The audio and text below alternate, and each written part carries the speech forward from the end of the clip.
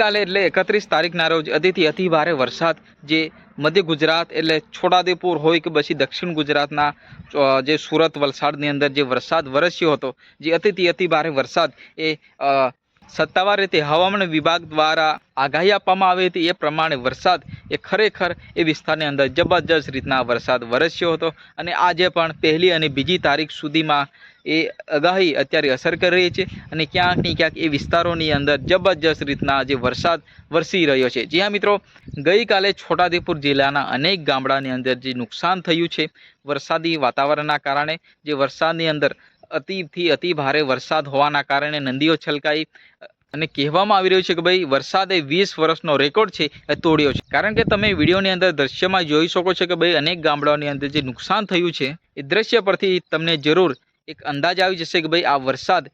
એ કોઈ મામૂલી વરસાદ નથી। કારણ કે આ વરસાદ એ અનેક ગામડાઓમાં ઘોડાપૂર જેવી સ્થિતિ અહીંયા લાવ્યું છે। અનેક ગામડાઓમાં જે ઘરોની અંદર જે વરસાદ જે પાણી છે એ ઘૂસ્યું છે અને ઘણી ઘરવખરી સામાનને નુકસાન પહોંચાડ્યું છે। કારણ કે અહીંયા રોડ રસ્તાઓને પણ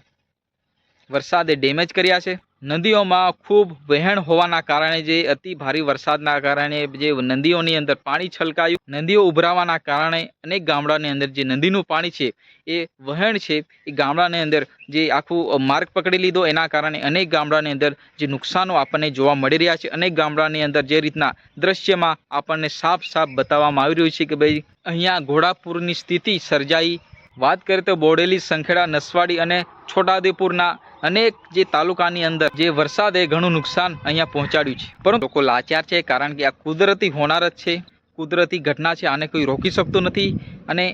ખાસ કરીને આપણે આ પ્રકારની જો સ્થિતિ સર્જાય તો આપણે જાતે એલર્ટ રહેવું પડે અને જે રીતના વહીવટી તંત્ર દ્વારા પણ અહીંયા પૂરતી કાળજી લેવામાં આવી રહી છે અને છોટાઉદેપુર જિલ્લાના જિલ્લા કલેક્ટર શ્રી દ્વારા પણ જે રીતના